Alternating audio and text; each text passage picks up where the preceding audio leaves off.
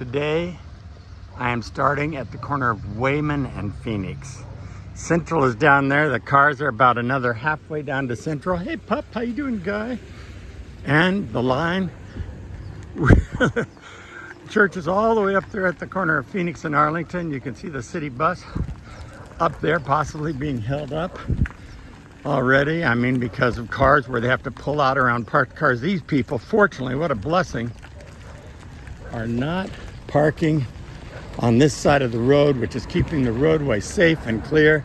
Thank God for our neighbors. What a blessing they've been, tolerating this for 3 years, being gracious as we've interrupted the neighborhood every single Wednesday morning. Last week,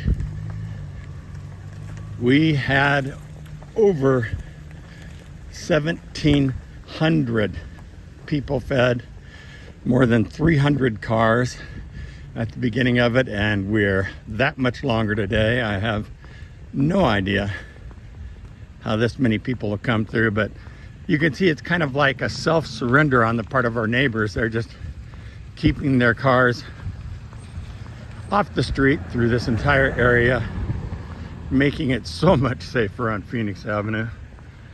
Such a blessing. This is exactly what the police department recommended, exactly what they're doing. So cool, and we appreciate it.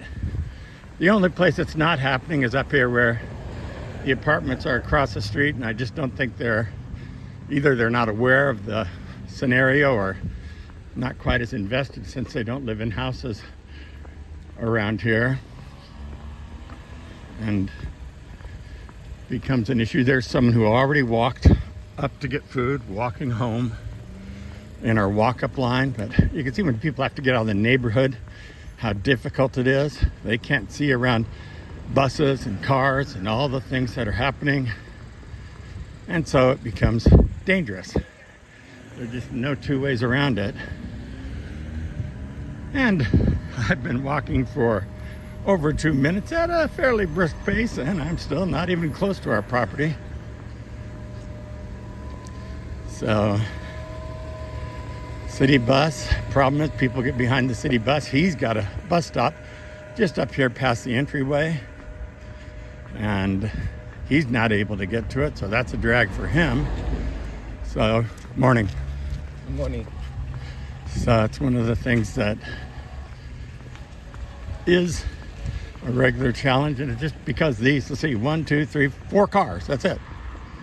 4 cars that if they were parked someplace else on Wednesday morning, we would be able to be up along the curb, our line would be the whole way in. It would be much, much safer all the way along Phoenix Avenue.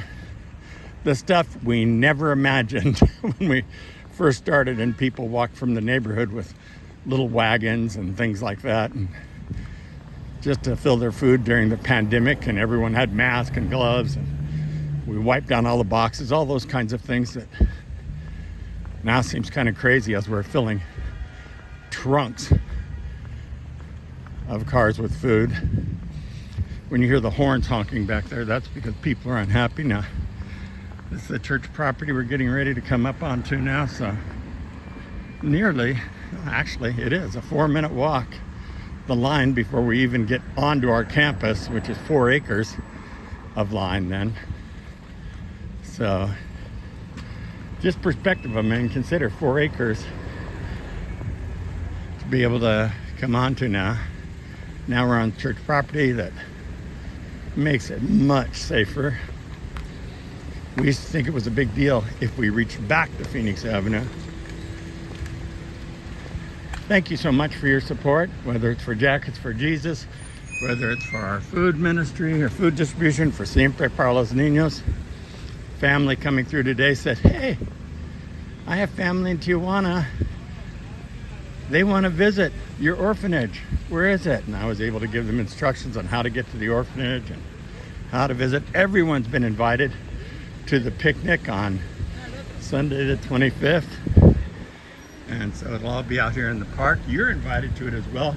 What we're encouraging people to do is use the food that we gave them and see who can make the best meal from the food that we gave them. So we're hoping have a good turnout for that. I've invited Pastor Aldo Long, our pastor at Siempre para los Niños and a director there, to be able to come up and visit for the day, and his family. So that would be wonderful. I am still not to the front of our line. So still walking there. You can see the working end of things. I'm guessing if you want to do some math, you could probably go through the video and count how many cars are here.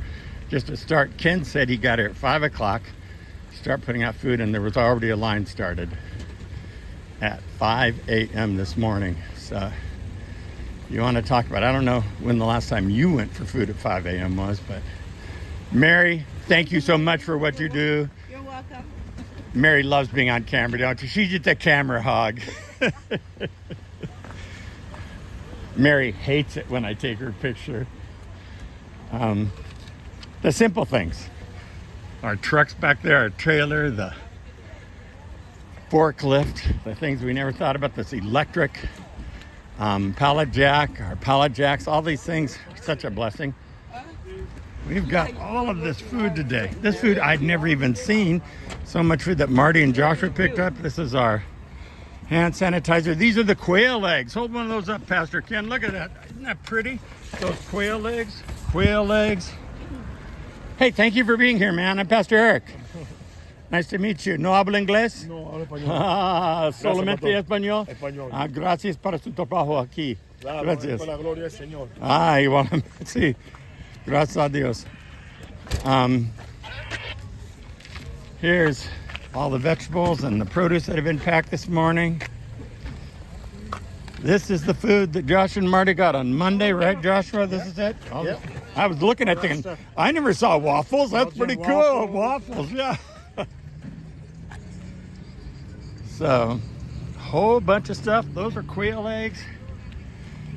And those of you who have watched, you know that we work in 2 separate stations. Hey, thank you for being here today. Whoa, where you going? Appreciate it. Okay. Whoa.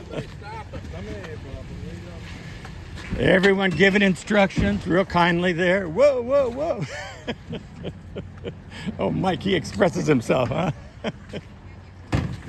There's the walk-up line over here with folks working the walk-up line, all the baskets. Without our Tuesday team, baskets would be impossible. Without a team that shows up between 5:30 and 6 to pack the vegetables, it'd be impossible. This morning and there's the County of Riverside. So County of Riverside coming here to pick up stuff. So such a blessing. May God richly bless you. Thank you for those of you who support and encourage and help us continue our ministry. May God richly bless you and yours and all you say and do. Remember, anytime you want to give, you can go to 14jc.com. That's the number 1, number 4, letter J, letter C.com.